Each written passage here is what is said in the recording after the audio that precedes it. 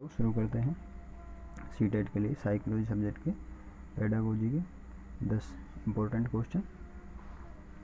तो आज का पहला क्वेश्चन है, प्राथमिक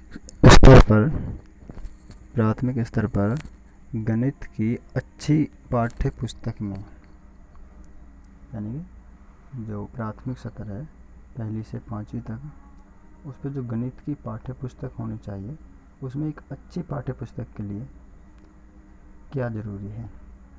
पहला ऑप्शन है, बच्चे की दैनिक जीवन से गणितीय संकल्पनाओं को संबंधित किया जाना चाहिए।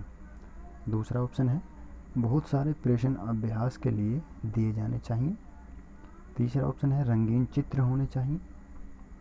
और चौथा ऑप्शन है, बहुत सारे उदाहरणों को हल के साथ प्रस्तुत किया जाना चाहिए।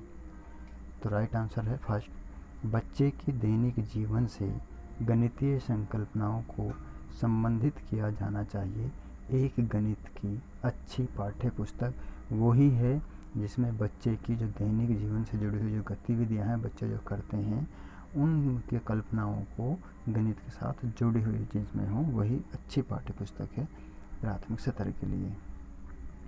दूसरा क्वेश्चन है, एक 7 वर्षीय लड़का 4 भुजाओं वाली नियमित आकृतियों को वर्ग के रूप में पहचानता है। वैन हीले के अनुसार वह ज्यामितीय विचार की किस स्थिति में है। यानी कि एक 7 साल का लड़का है और 4 भुजाओं वाली आकृति को वो एक वर्ग के रूप में पहचानता है, तो वह वैन हीले के अनुसार ज्यामितीय विचार की किस स्थिति में है, कौन से स्तर पर है। फर्स्ट ऑप्शन है स्तर 1 मानसिक चित्रण, दूसरा है स्तर 4 निगमन, ऑप्शन नंबर 3 है स्तर 3 अनौपचारिक निगमन, और ऑप्शन नंबर 4 है स्तर 2 विश्लेषण। तो इसका राइट आंसर है स्तर 1 मानसिक चित्रण। इसमें क्या होता है, बच्चा आकृति को पहचानता है, बट उसको ये नहीं पता कि ये 4 भुजाओं से बनी हुई आकृति है, इसमें 4 कोण है, इस चीज़ का बच्चे को ज्ञान नहीं है। वो पहले स्तर पर मानसिक चित्रण में केवल इतना जानता है कि जो आकृति है ये एक वर्ग है। और जैसे उदाहरण के लिए एक कोई किवाड़ है घर का, तो वो समझता है कि ये आकृति एक किवाड़ की तरह है। इस तरह से वो आकृति की बनावट के आधार पर तुलना वस्तुओं की कर सकता है। तो ये वैन हीले का फर्स्ट स्तर है। अगला क्वेश्चन देखते हैं, शून्य की अवधारणा का परिचय किस संक्रिया के द्वारा उत्तम रूप से दिया जा सकता है। यानी कि हम शून्य की अवधारणा को बच्चों को समझाना चाहते हैं, तो सबसे बेहतर तरीका क्या होगा। पहला ऑप्शन है व्यवकलन सब्ट्रैक्शन द्वारा, दूसरा ऑप्शन है गुणन द्वारा, तीसरा ऑप्शन है विभाजन द्वारा, चौथा है योग द्वारा। व्यवकलन का मतलब है यानी कि घटा द्वारा, शेष द्वारा। तो राइट आंसर इसका व्यवकलन द्वारा, यानी कि हम घटा या शेष के द्वारा जीरो को अच्छी तरीके से, जीरो की अवधारणा को समझा सकते हैं। गुणन द्वारा और विभाजन द्वारा और योग द्वारा, इन तीनों से बेहतर हम व्यवकलन द्वारा एक जीरो की अवधारणा को समझा सकते हैं। अगला क्वेश्चन है, प्राथमिक स्तर पर निम्नलिखित में से कौन सा पाठ्यक्रम का भाग नहीं है। प्राथमिक स्तर पर 4 ऑप्शन दिए गए हैं, इनमें से कौन सा प्राथमिक स्तर पर पाठ्यक्रम में शामिल नहीं है। पहला ऑप्शन है अनुपात और समानुपात, दूसरा ऑप्शन है सममिति, तीसरा ऑप्शन है दशमलव, और चौथा ऑप्शन है आंकड़ों का प्रबंधन। तो राइट आंसर है अनुपात और समानुपात, यानी कि सममिति भी प्राथमिक स्तर पर शामिल है पाठ्यक्रम में, दशमलव ये भी पाठ्यक्रम में शामिल है प्राथमिक स्तर पर, और आंकड़ों का प्रबंधन करना ये भी प्राथमिक स्तर पर पाठ्यक्रम में शामिल है, जबकि अनुपात और समानुपात प्राथमिक स्तर पर पाठ्यक्रम में शामिल नहीं किया जाता। अगला क्वेश्चन देखते हैं, कक्षा फर्स्ट के बच्चों में गणित संकल्पनाओं की समझ का मूल्यांकन करने के लिए निम्नलिखित में से कौन सा अति उत्तम है। यानी कि पहली कक्षा के बच्चों को गणित संकल्पनाओं के मूल्यों की समझ जो है विकसित करने के लिए निम्नलिखित में से कौन सा तरीका सबसे उत्तम है। फर्स्ट ऑप्शन है कार्यपत्रक, सेकंड है अवलोकन, थर्ड ऑप्शन है लिखित परीक्षा, और फोर्थ ऑप्शन है मौखिक परीक्षा।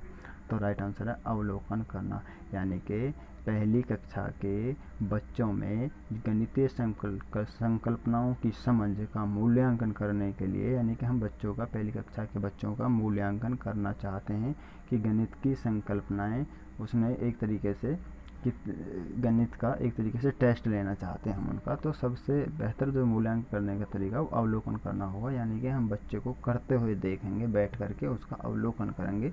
ये पहली कक्षा के बच्चे का आकलन करने का सबसे बेहतर तरीका है अवलोकन द्वारा।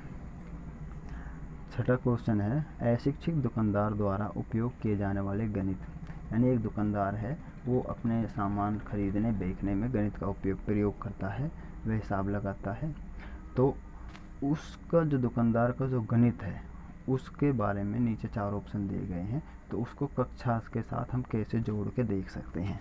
पहला ऑप्शन है, सभी गणितीय समस्याओं को हल करने में बहुत उपयोगी है। ये तो गलत हो गया, क्योंकि जो दुकानदार का जो हिसाब लगाने का जो तरीका है वो सभी गणितीय समस्याएं उससे दूर नहीं हो सकती। इसमें अस्पष्टता, बहुत कम सतर की शुद्धता है, ये भी गलत ऑप्शन है। इसमें अस्पष्टता और बहुत कम सतर की शुद्धता है, तो इसका भी हमारे जो कक्षा का गणित है उसके साथ कोई संबंध नहीं है। तीसरा ऑप्शन है, इसकी संबंधित समस्याओं को हल करने में वैकल्पिक रणनीति के रूप में कक्षाओं में शिक्षक द्वारा चर्चा की जानी चाहिए।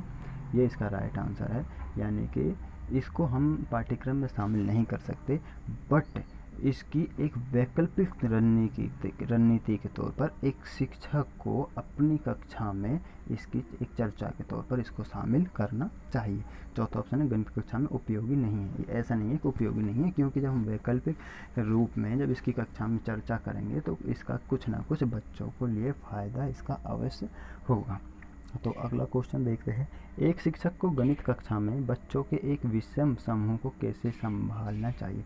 एक बच्चों का विषम समूह है, एक अलग अलग क्षमताओं वाले बच्चे हैं, तो उनको एक शिक्षक को किस तरह से एक गणित की कक्षा में संभालना चाहिए। पहला ऑप्शन है, एक ही कक्षा में सभी बच्चों को एक साथ सामूहिक रखकर। दूसरा ऑप्शन है, अलग अलग क्षमताओं वाले बच्चों को एक साथ सामूहिक रखकर ताकि वे एक दूसरे से सीख सकें। तीसरा ऑप्शन है, कम क्षमता वाले बच्चों के अनुसार कक्षा में प्रश्न हल करके और उच्च क्षमता वाले बच्चों को जटिल प्रश्न गृह कार्य के रूप में देकर, यानी कि जो कम क्षमता वाले बच्चे हैं उनके अनुसार, यानी उनको कम आसान क्वेश्चन देकर, या और उच्च क्षमता वाले बच्चों को जटिल प्रश्न घर के कार्य के रूप में देकर के। और चौथा ऑप्शन है, एक ही क्षमता वाले बच्चों को एक साथ सामूहिक रखकर और उनकी क्षमता के अनुसार प्रश्न देकर, यानी कि सब समान लेवल के बच्चों को एक साथ समूह में रख लें, तो ये भी गलत तरीका है। राइट आंसर है ऑप्शन 2, अलग अलग क्षमताओं, यानी कि अलग अलग क्षमताओं के बच्चों को जब हम एक साथ समूह में रखकर जब उनको हम कक्षा में सीखने के लिए जब उनको कुछ देंगे, तो बच्चे क्या करेंगे, जब एक साथ कक्षा में बैठेंगे, उनकी क्षमता अलग अलग है, तो एक दूसरे से सीखेंगे।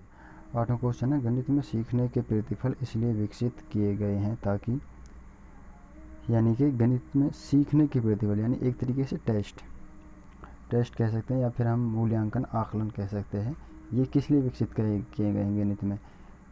पहला ऑप्शन है, विभिन्न शैक्षणिक सर्वेक्षणों में बच्चों की उपलब्धि बढ़ाई जाए। दूसरा ऑप्शन है, बच्चों द्वारा हासिल की जाने वाली कक्षावार दक्षता और कौशल को परिभाषित किया जाए। तीसरा ऑप्शन है, वर्ष के अंत में होने वाली परीक्षाओं के लिए बच्चों को तैयार किया जाए। चौथा ऑप्शन है, गणना के लिए बच्चों को लघु विधियाँ बताई जाएँ। तो राइट ऑप्शन है ऑप्शन 2, बच्चों द्वारा हासिल की जाने वाली कक्षावार दक्षता को कौशल को परिभाषित किया जाए।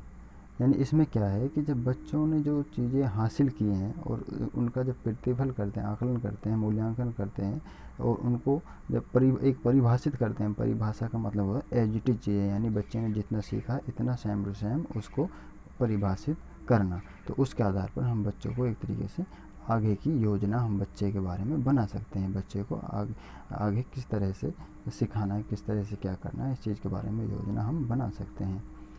अगला क्वेश्चन देखते हैं, निम्नलिखित में से कक्षा में हो रहा कौन सा कार्य एक गतिविधि है। यानी कि कक्षा में कार्य चल रहा है, तो इनमें से कौन सा कार्य को हम एक गतिविधि में शामिल करेंगे। बच्चों द्वारा कविता के रूप में गिनती का वाचन करना, बच्चा गिनती सीख रहा है कविता के माध्यम से, यानी कि एक कविता की तरह वो बच्चा गिनतियों को गाता है और वो गिनतियाँ सीखता है, तो एक गतिविधि में शामिल नहीं है।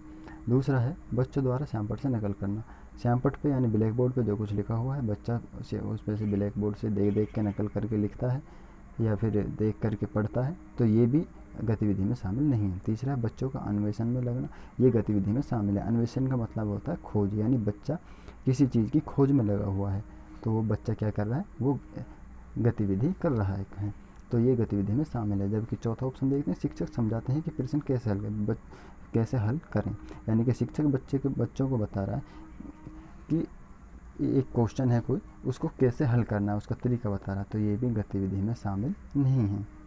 राइट आंसर है ऑप्शन थर्ड।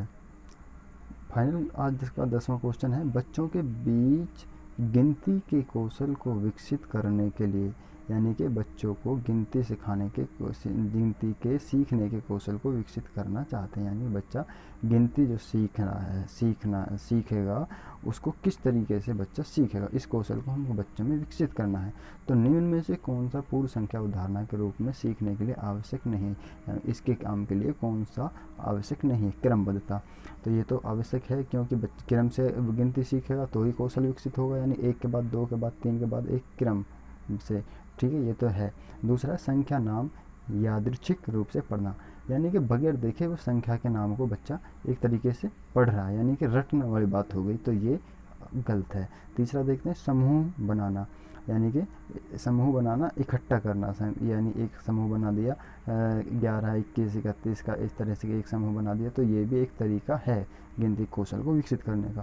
एक संगतता, या इसका मतलब है सामंजस्य स्थापित करना, 5, 10, 15 में एक तरीके से उनकी पहचान के लिए एक दूसरे में सामंजस्य स्थापित करना, एक दूसरे में संबंध स्थापित करना, तो ये भी गिनती कौशल को विकसित करने का एक तरीका है। जबकि दूसरा ऑप्शन है जो ये गिनती के कौशल को विकसित नहीं करता, ये एक तरीके से याद करने वाली बात, रटने वाली चीज़ होगी। तो राइट आंसर है इसका ऑप्शन नंबर 2।